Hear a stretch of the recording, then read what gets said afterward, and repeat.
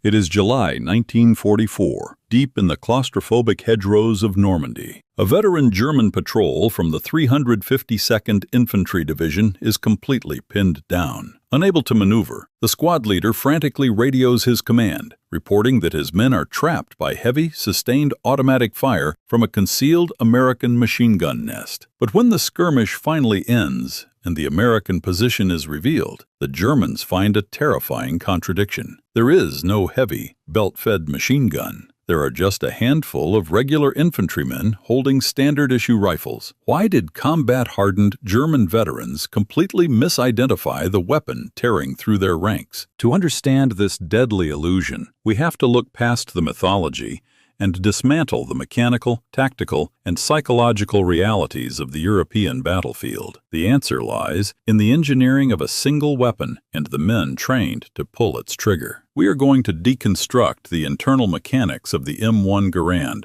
exposing exactly how its gas-operated action fundamentally altered the rhythm of infantry combat. We will place it head-to-head against the German Kar98k, the reliable but mathematically outmatched bolt-action rifle that armed the vast majority of the Wehrmacht. But hardware alone does not win firefights. We also need to examine the specific anatomy of the American infantry squad, decoding how a handful of regular riflemen were suddenly capable of generating an overwhelming volume of fire that shattered traditional rules of engagement. Yet firepower on paper rarely survives contact with the enemy unscathed. This is not a simple story of technological superiority. It is a collision between theoretical engineering and the muddy, chaotic desperation of close-quarters warfare. How exactly did a semi-automatic rifle manage to consistently disrupt the rigid, machine-gun-centric tactical doctrine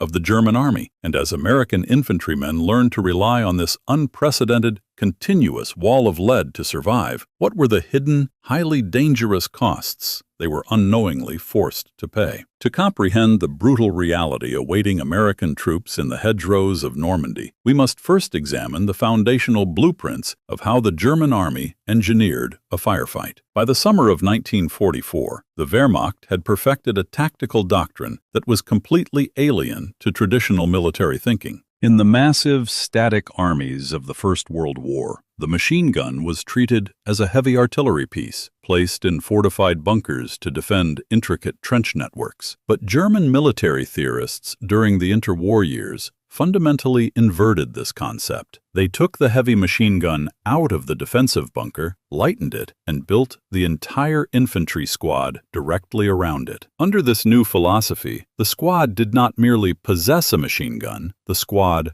was the machine gun. Everything else on the battlefield was secondary. This doctrine reached its terrifying peak with the deployment of the general-purpose machine gun, primarily the fearsome MG42. Firing at a staggering cyclic rate of up to 1,200 rounds per minute, it sounded less like a mechanical weapon and more like tearing heavy canvas dod. It was explicitly designed to pour an overwhelming, paralyzing volume of lead into an area so quickly that the enemy had no time to react, maneuver, or even think. In the German tactical manual, the machine gunner was the undisputed master of the engagement. The weapon's suppressive capability dictated every movement on the field.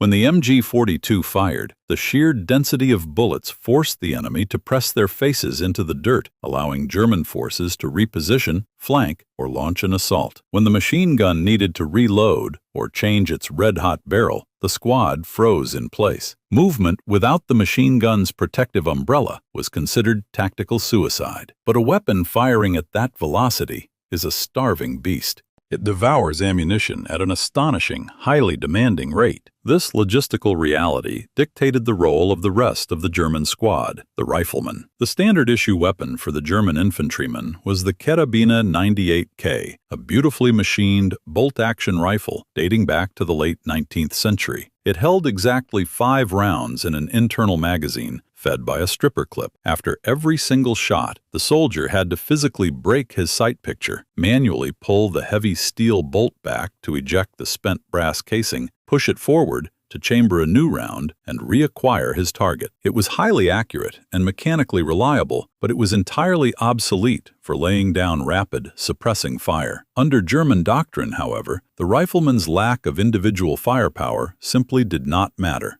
The German High Command did not expect their riflemen to win the firefight with their carabiners. Their primary job was to keep the machine gun fed and operational. They were, in essence, heavily armed porters. They carried the heavy steel ammunition cans. They lugged the asbestos-lined cases containing spare barrels. They protected the machine gunners' vulnerable flanks from a close-quarters enemy assault, and they served as immediate replacements if the primary gunner was killed. The entire 10-man German squad functioned as a single biological support system dedicated to keeping one devastating belt-fed weapon firing. Now, look across the front line at the American infantry squad preparing to breach Fortress Europe. When American military planners analyzed the tactical landscape, they arrived with a fundamentally different philosophy regarding how men should move and fight. But on paper, this philosophy left them mathematically outmatched. The United States entered the European theater with a glaring hole in its infantry arsenal. The rifle squad lacked a true, dedicated,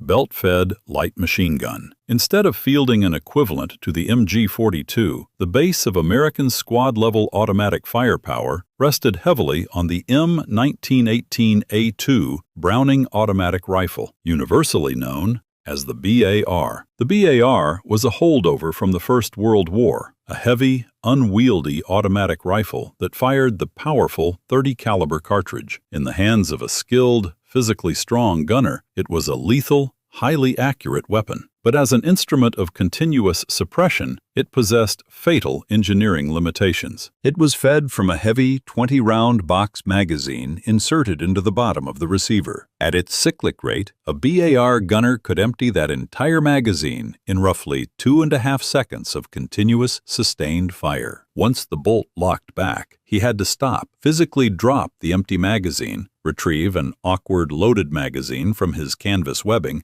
and rock it forcefully into the weapon. Furthermore, the BAR lacked a quick-change barrel system. If the gunner fired too rapidly for too long, the fixed barrel would overheat, warp, and critically fail. Because of these constraints, the American automatic rifleman could not afford to pour continuous, unbroken sheets of lead into a tree line. He was trained to fire in short, disciplined 2 to 3 round bursts to conserve his limited ammunition and protect the integrity of his weapon. The stark contrast between these two military philosophies created a terrifying mathematical equation for the advancing American infantry. Imagine a standard, brutal engagement in the dense vegetation of the French countryside. A German squad is dug in behind an earth and root embankment. They have pre-registered their fields of fire. When the engagement begins, their MG42 can unleash a devastating, uninterrupted stream of 50 to 200 rounds in a single continuous burst, sweeping a fatal arc across the American line of advance. The mechanical roar alone is paralyzing. To maneuver, to flank, or even to survive, the American squad must achieve fire superiority. They must somehow put enough bullets into the German position to force the machine gunner to flinch, stop firing, and take cover. But how can they mathematically achieve this? The American squad leader looks to his automatic rifleman. The bar opens up. Firing short, controlled bursts, after 20 rounds, the weapon falls silent to reload. The suppression is momentarily broken.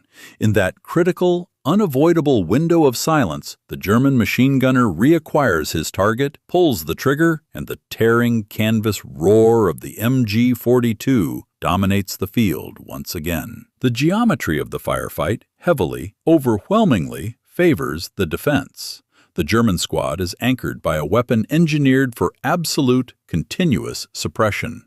The American squad is anchored by a weapon that must constantly pause for breath. By every metric of established military science in 1944, an infantry squad attempting to assault a prepared position defended by a belt-fed machine gun without having a belt-fed machine gun of their own to answer back was marching directly into an execution. The volume of incoming fire was simply too great, and the gaps in outgoing suppression were too wide. The American infantry was marching into Europe with a squad structure that seemed mathematically designed to lose against German German defensive firepower. With such a profound doctrinal disadvantage, how could an American squad survive a direct confrontation with a German machine gun team? That mathematical certainty, however, evaporated the moment it collided with the claustrophobic reality of the Normandy bocage. In the dense, centuries-old hedgerows, visibility was often reduced to less than 50 yards. Combat here rarely began with long-range observation and careful tactical deployment.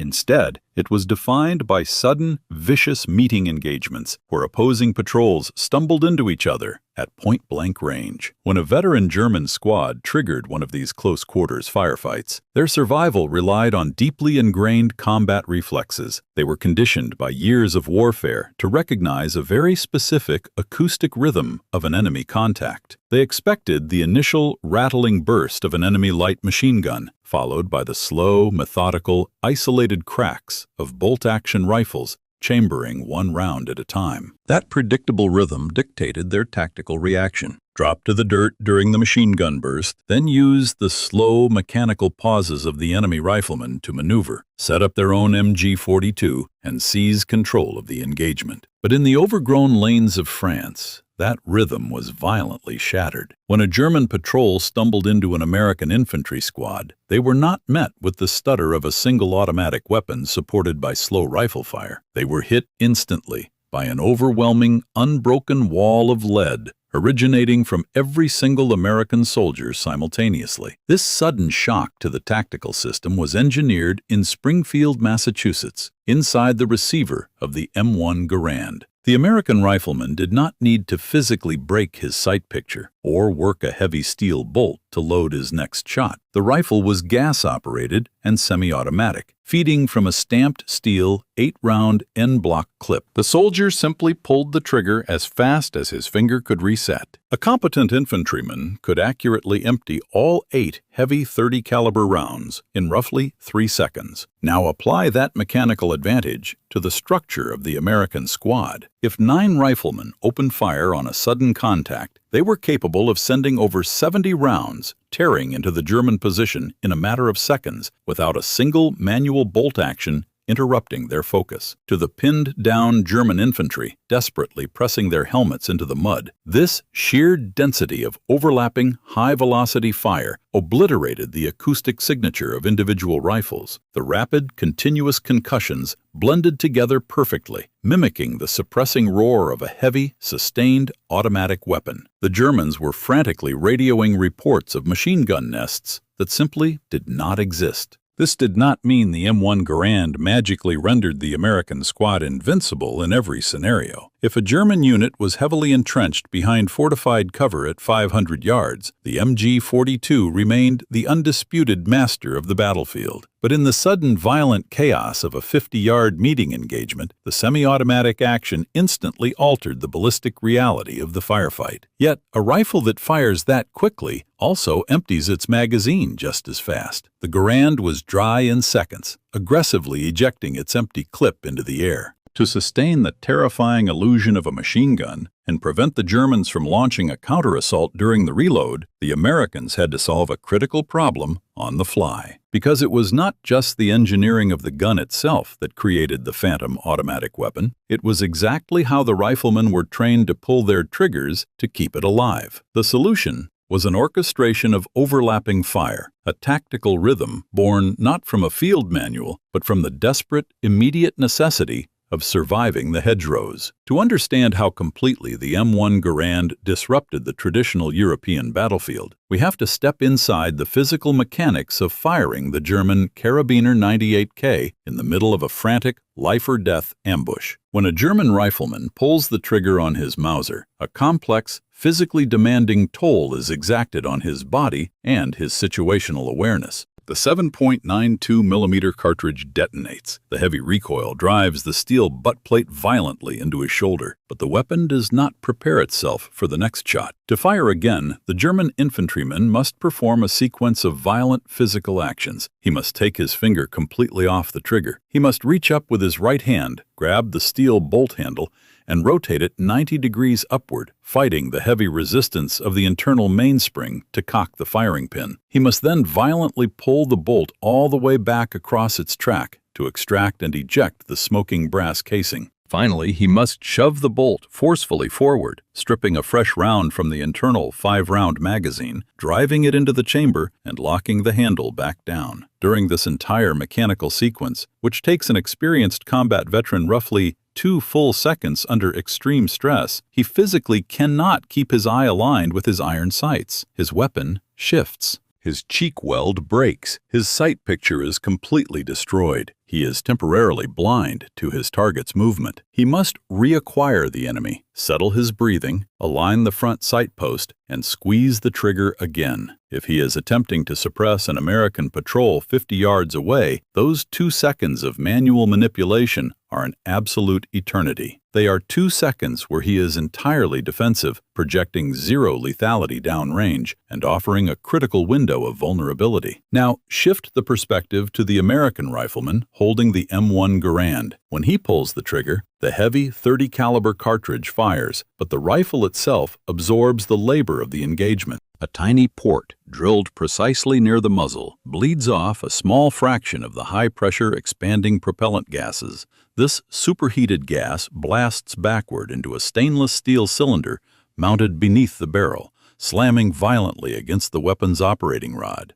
The heavy steel rod is driven rearward with immense force, rotating the bolt to unlock it, extracting the spent casing, ejecting it aggressively into the air, and simultaneously cocking the hammer.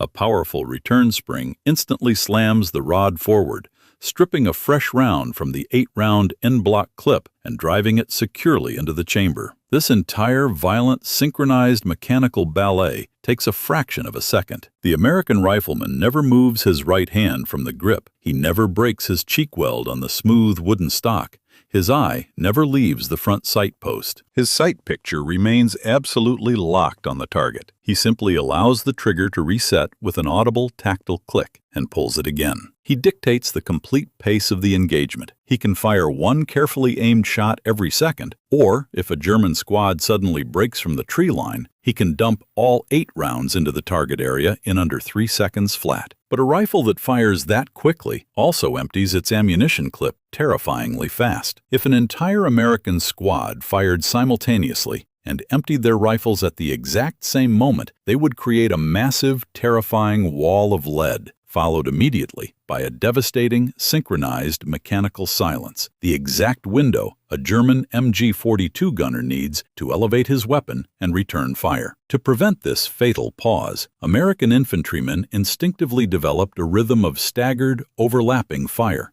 A standard 12-man United States rifle squad was fundamentally built around the Browning automatic rifle. When contact was made in the dense foliage, the BAR gunner immediately dropped to the dirt, deployed his bipod, and began firing his controlled 2 to 3 round bursts. He was the anchor of the squad. He provided the baseline rhythm of heavy suppression. Around him, the 9 M1 Garand riflemen did not just pull their triggers blindly, they layered their fire in a continuous, rolling wave. Imagine a fire team of 3 men targeting a specific cluster of bushes, concealing a German position. Rifleman A begins firing rapidly, pacing his shots. As he hits his 4th or 5th round, Rifleman B joins the engagement, layering his shots over the first. When Rifleman A's weapon violently ejects its empty en-bloc clip with a metallic ring, his rifle is down. But the suppression on the German position does not drop for a single second, because Rifleman B is now in the middle of his clip and Rifleman C is just beginning to squeeze his trigger. By the time Rifleman C fires his final round, Rifleman A has already slammed a fresh 8-round clip into his open receiver, smashed his palm against the operating rod handle to chamber a round, and is back in the fight. They are weaving a continuous, unbreakable net of high-velocity lead. There is no pause. There is no mechanical silence. One rifle is always firing, while another is reloading, perfectly covering the vulnerabilities of the men around them. When you multiply this staggered, calculated rhythm across 9 highly trained riflemen and anchor it with the heavy, thumping impacts of a Browning automatic rifle, the acoustic and physical signature on the receiving end is utterly terrifying. To the German soldiers pinned helplessly behind the muddy embankment, this overlapping staccato of rapid, semi-automatic fire does not sound like individual men shooting bolt-action rifles. The concussions blend together seamlessly. The gaps in the fire are completely filled. It mimics the exact auditory and physical footprint of a belt-fed light machine gun pouring sustained fire into their position. This mechanical illusion caused severe, widespread disruptions in German tactical intelligence during the early chaotic weeks of the Normandy campaign. German front-line officers, heavily conditioned to assess enemy strength by analyzing the sheer volume of incoming fire, were consistently miscalculating the size and composition of the American units they were encountering. Imagine a veteran German reconnaissance patrol observing a small American squad moving cautiously through a ruined orchard. The German officer peers through his binoculars and counts perhaps 10 or 12 men. Visually, it is a standard, lightly armed infantry element. The officer calculates that his heavily armed patrol, equipped with an MG42 and a stockpile of ammunition, holds the absolute tactical advantage. He orders the ambush. But the moment the firefight erupts, the volume of return fire is so dense, so relentless, that it immediately shatters his mathematical calculations. German after-action reports from the bloody summer of 1944 are heavily populated with frantic, deeply confused tactical assessments. Commanders from elite units,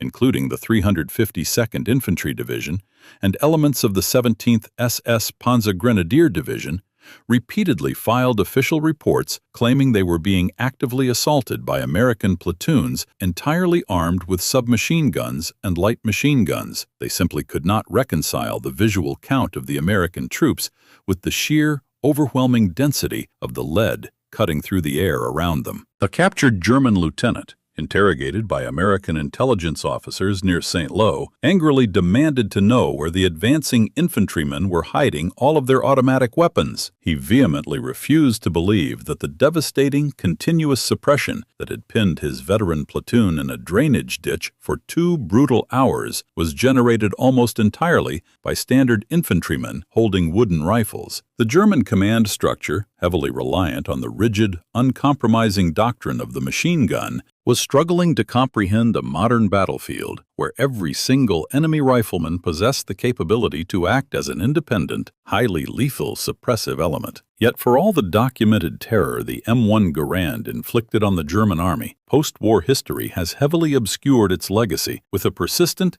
deeply entrenched myth. It is a myth centered entirely on a single piece of stamped steel and a highly specific metallic sound. According to popular legend, deeply reinforced by decades of Hollywood cinema, video games, and casual historical commentary, the M1 Garand possessed a fatal, fundamentally flawed design. The story claims that when the American rifle fired its 8th and final round, the internal mechanism forcefully ejected the empty steel in-block clip, sending it flying into the air with a loud, distinctive, high-pitched, metallic ping. The legend insists that this ping was an absolute death sentence on the battlefield. It supposedly announced to the enemy with crystal clarity that the American soldier was entirely out of ammunition. German soldiers, the myth enthusiastically claims, were specifically trained to wait in cover, listening intently for that specific metallic ring. The moment they heard it, they would leap from their trenches,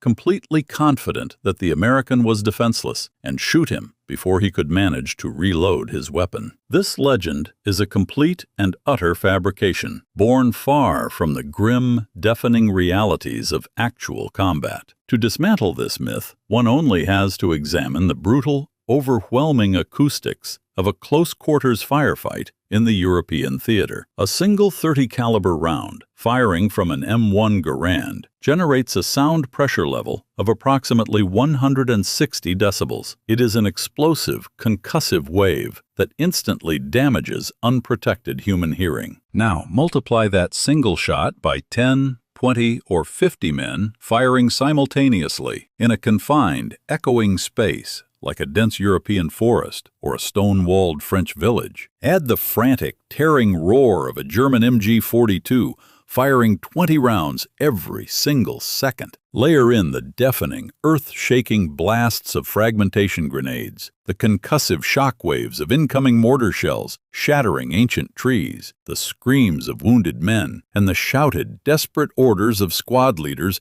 trying to maintain tactical control. The acoustic environment of a World War II firefight is not a quiet, tense, cinematic standoff. It is a solid wall of catastrophic physical noise that vibrates through the chest cavity and disorients the senses. In the middle of this auditory hell, the sound of a small piece of thin, stamped sheet metal hitting the dirt or ringing against a receiver is completely, utterly imperceptible. Documented combat accounts, field reports, and post-war interviews with hundreds of combat veterans from both sides of the front line confirm this absolute reality. German soldiers, when asked after the war about the infamous Garand ping, were almost universally confused by the question. They had never heard it. They were not listening for it. When an American squad is pouring 70 high-velocity rounds a second into your position, shattering the wood and earth inches from your face, you are not waiting to hear a tiny piece of metal hit the ground. You are desperately pressing your helmet into the mud, trying to survive the continuous storm of bullets. Furthermore, even if, by some impossible,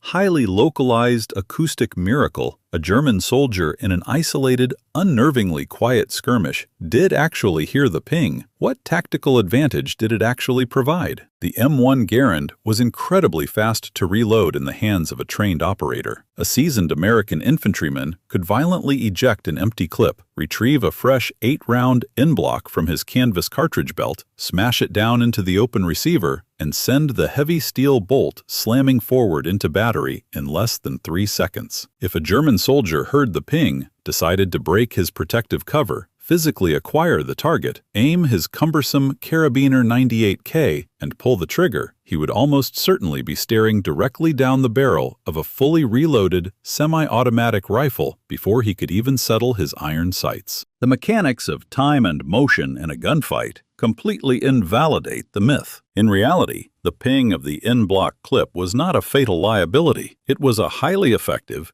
incredibly vital piece of ergonomic feedback for the American soldier himself. In the chaotic, deafening roar of intense combat, a soldier rapidly loses track of his round count. He pulls the trigger, and the rifle kicks violently against his shoulder. He pulls it again, and it kicks. Adrenaline floods his system, narrowing his vision and dampening his hearing. When the rifle is finally empty, the sudden lack of recoil might not immediately register in a severe panic state, but the violent, upward ejection of the steel clip, accompanied by that sharp metallic ring vibrating directly through the wooden stock right next to his cheekbone, provided an immediate tactile and auditory signal that his weapon was completely dry. It aggressively bypassed the sensory confusion of the battlefield and commanded him to reload instantly. It was a brilliant mechanical feature that kept the vital, overlapping rhythm of the squad alive when cognitive processing was heavily degraded by fear and noise. This was the true, mechanical nature of the American infantry assault in 1944. It was not built on the shoulders of heavily fortified, static machine gun teams, carefully maneuvering under textbook, pre-war doctrine. It was built entirely on a relentless, high-speed mechanical rhythm generated by individual riflemen acting in concert. It was a chaotic, staggering orchestra of highly disciplined, staggered reloads and overlapping fire that terrified entrenched German defenders and broke the mathematical, established rules of traditional military engagement. A handful of ordinary men, armed with a masterpiece of Springfield Armory engineering, were successfully projecting the deadly illusion of a phantom machine gun, tearing through fortified ambushes, shattering German morale, and pushing the Wehrmacht relentlessly back across the French countryside. The M1 Garand had fundamentally altered the speed of infantry combat, granting the American rifleman a level of lethal independence never before seen on the battlefield. The sheer volume of outgoing fire was overwhelming, keeping the enemy pinned, confused, and constantly on the defensive. But this unprecedented, terrifying rhythm of continuous suppression masked the highly dangerous underlying logistical reality. The American infantry squad had learned to survive by leaning heavily on the sheer mechanical speed of their triggers And that heavy reliance was about to expose a critical, potentially fatal vulnerability that no amount of advanced engineering could instantly fix. The fatal vulnerability of the M1 Garand was simple mathematics. The continuous, overlapping wave of fire that saved the American squad in a sudden ambush came with a severe, unavoidable price. It devoured ammunition at a rate that standard infantry loadouts simply could not sustain. A typical American rifleman entered combat carrying an M1923 cartridge belt holding exactly 80 rounds of ammunition. Even with extra cloth bandoliers, his total supply rarely exceeded 180 bullets. In a slow, traditional bolt-action engagement, that inventory might last for days. But when an entire squad collectively dumps dozens of rounds a minute into a thicket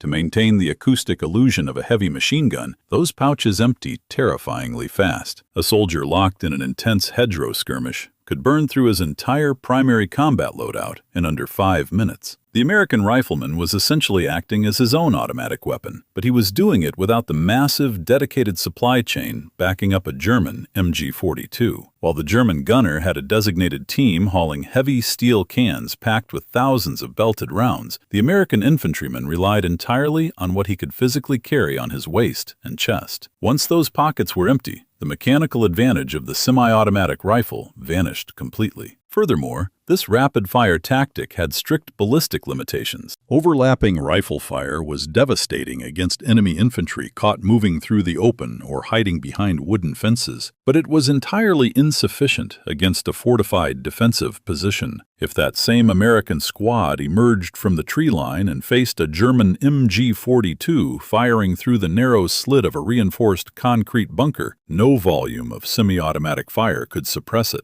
The .30 caliber rounds simply shattered harmlessly against the hardened structure. The rifle could not magically solve every tactical problem. Back in the dense Normandy undergrowth, this brutal logistical reality is rapidly catching up with the American squad currently holding the line. Their initial, overwhelming volley successfully pinned the veteran German patrol in the mud, projecting the terrifying illusion of a heavy weapons nest. But the firefight has now stretched well beyond the opening minutes. The cloth bandoliers are running dry. The steady overlapping roar of the M1 Garands is beginning to physically stutter and thin out. Recognizing the sudden, subtle drop in the volume of incoming fire, the German squad leader senses a fleeting window of opportunity. He immediately shifts his surviving men into the dense brush, attempting to violently maneuver around the American flank. With their ammunition critically depleted and the enemy actively pushing forward, the American squad's Phantom machine gun is about to be tested to its absolute breaking limit. The German squad leader launches his flanking maneuver based entirely on a fatal assumption.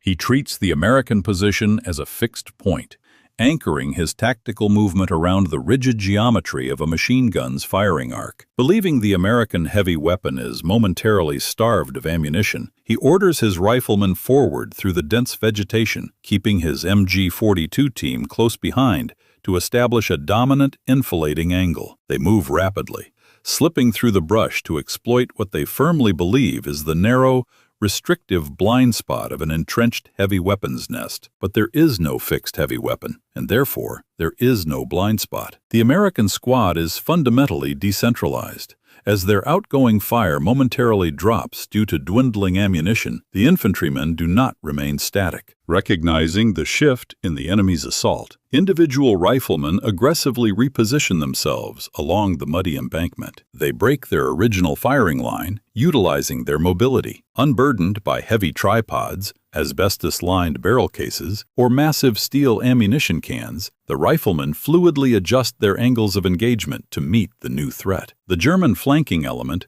pushes through a gap in the thicket, expecting to catch an American gun crew completely exposed from the side. Instead, they step directly into a newly formed, highly lethal crossfire. The American riflemen, having slammed their final reserve en-bloc clips into their receivers, open up from completely unexpected angles. The staggered, overlapping rhythm of the M1 Garand instantly returns, but this time it is coming from multiple shifting points across the tree line. Before the German machine gunner can even drop to the earth and deploy his bipod, the intense volume of semi-automatic fire sweeps through the clearing. The German maneuver is shattered in a matter of seconds. The assault collapses not under the weight of a coordinated artillery strike or a heavy machine gun barrage, but from individual infantrymen laying down a continuous, overlapping sheet of high-velocity 30-caliber rounds. The surviving German soldiers, outmaneuvered and decisively outgunned in the close-quarters chaos, realize their tactical position is hopeless and surrender. As the prisoners are disarmed and marched past the American line, the psychological shock visibly registers on their faces. They scan the dirt and the root systems for the heavy, belt-fed weapon that had completely paralyzed their movement and dismantled their assault. They find nothing but empty, stamped steel clips and a handful of exhausted men holding wooden rifles. The sobering realization sets in. They were never suppressed by a specialized heavy weapons team.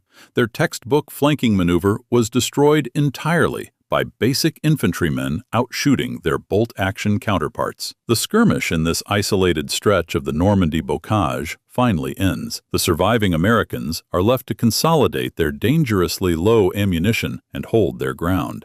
But this brief, violent victory poses a much larger question. If a single squad of decentralized riflemen could so thoroughly disrupt the rigid tactical foundation of a veteran German unit in a 50-yard firefight, what did this mechanical revolution mean for the grand, grinding arithmetic of the entire war? Returning to that initial mystery in the Normandy hedgerows, it becomes clear that the terrifying illusion of the American machine gun was a direct product of engineering democratizing firepower. The M1 Garand did not win the Second World War alone, nor was it a flawless, invincible weapon that could miraculously break through heavy concrete fortifications. But its true historical legacy lies in how it fundamentally shifted the lethal focus of the infantry squad. It stripped the immense burden of survival away from a single, vulnerable heavy machine gunner and distributed it equally into the hands of every individual rifleman on the line. This mechanical revolution allowed the American infantry to adapt to highly unpredictable, fluid combat environments that rigid peacetime doctrines could never fully anticipate. They compensated for their severe lack of a dedicated squad-level equivalent to the MG42, not through heavier weapons, but through pure, decentralized volume of fire generated by highly mobile men. It was a brutal, physically exhausting, and logistically dangerous way to fight, completely dependent on an immense supply chain and the individual discipline of men pulling their triggers fast enough to keep the enemy's head down. This reality forces us to reevaluate how we understand the basic mechanics of infantry combat during the war. We often focus heavily on the massive strategic sweeps of armored divisions or the devastating payload of heavy bombers. But in the claustrophobic dirt of the front line, the survival of the American squad rested on a very different foundation. And that foundation points directly to the ultimate takeaway about American infantry doctrine. Ultimately, the deadliest asset in the American arsenal during the Second World War was not merely a masterpiece of engineering that allowed a man to fire 8 times faster than his enemy. It was a brutal, uncompromising tactical doctrine that refused to rely on a single heavy weapon for survival, choosing instead to place the entire overwhelming weight of the firefight directly into the hands of every single infantry private. In the end, the phantom machine gun that broke the German defensive lines in the hedgerows of Normandy was just a squad of ordinary riflemen who never had to stop pulling the trigger.